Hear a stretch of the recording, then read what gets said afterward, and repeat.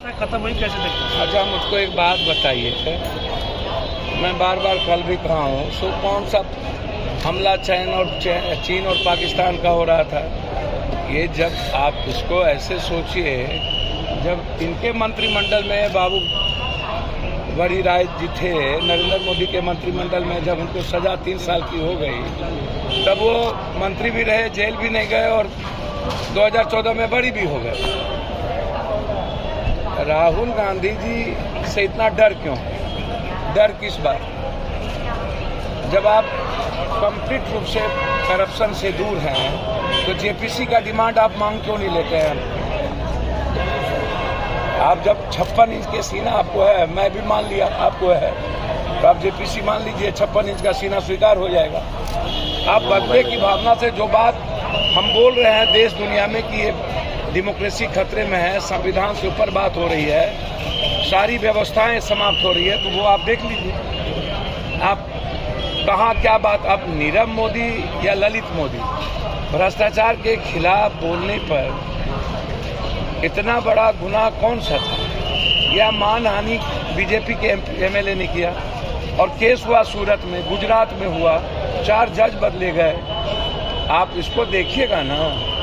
और कौन सी ऐसी जल्दीबाजी हो गई कि 24 घंटा के पहले आपने सदस्यता खत्म कर दी, जबकि इस मानहानि में इतनी सजा भी नहीं हो सकती है, जबकि 1 महीने का समय दिया गया। तो आप लगातार जिस तरीके से, और उसके बाद आप राजनीति शुरू कर देते हैं जात की, तो आप हमको बताइएगा ना कि ओबीसी की बात आप करते हैं तो जाति जनगणना के सबसे बड़े दुश्मन क्यों हैं? 10% यदि आप आरक्षण ऊंची जात के गरीबों को दिए, तो आपने 68 और 85% आरक्षण आप ओबीसी के बढ़ा देते। और देश में एक भी ओबीसी आपके सीएम है क्या? दलित सीएम है क्या? आप प्रमोशन में देख लीजिए या बड़ी बड़ी यूनिवर्सिटी में आप एडमिशन को देख लीजिए। ने साफ कहा कि पीएम कौन बनेंगे, किस पार्टी का होगा, अब ये मुद्दा नहीं है, मुद्दा है देश, मुद्दा है संविधान, मुद्दा है लोकतंत्र।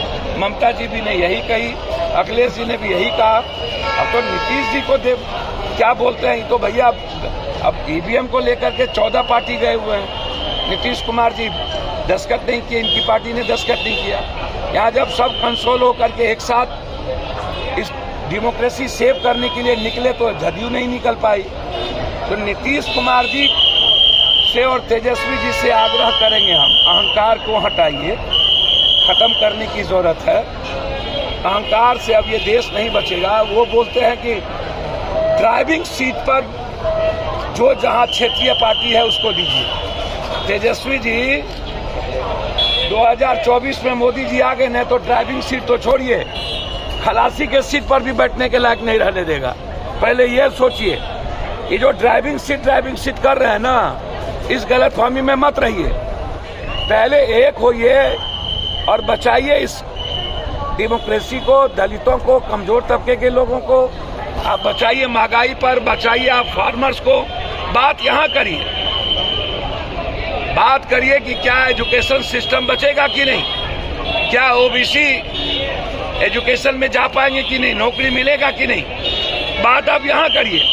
ये चुनाव के लिए सिर्फ ओबीसी इनका काला चिट्ठा निकाल लीजिए तो पता चल जाएगा। सबसे बड़े दुश्मन है ये ओबीसी के और दलितों के, ये बात करते हैं बड़ी बड़ी। इसीलिए राहुल जी, मुझे नहीं लगता मोतीलाल नेहरू और इंदिरा गांधी, राजीव जी का सही। सुशील मोदी का तो कहना है करोड़ों ओबीसी लोगों को अपमानित किया है राहुल। सुशील मोदी जी के पहले ये न पूछिए कि उनका कौन कौन अपमान किया है।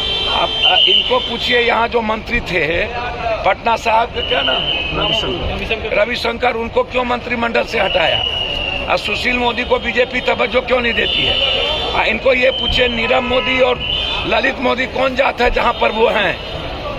वो बेईमान नहीं है, वो भ्रष्टाचारी नहीं है, वो भगोरे नहीं है। ये भ्रष्टाचार और करप्शन को प्रोटेक्ट करने के लिए जाति धर्म का हार क्यों लेते हैं? पहले आप उनसे ये पूछिए। और दूसरा चीज आप उनसे यह पूछिए, सुशील मोदी जी से, बहुत क्लियर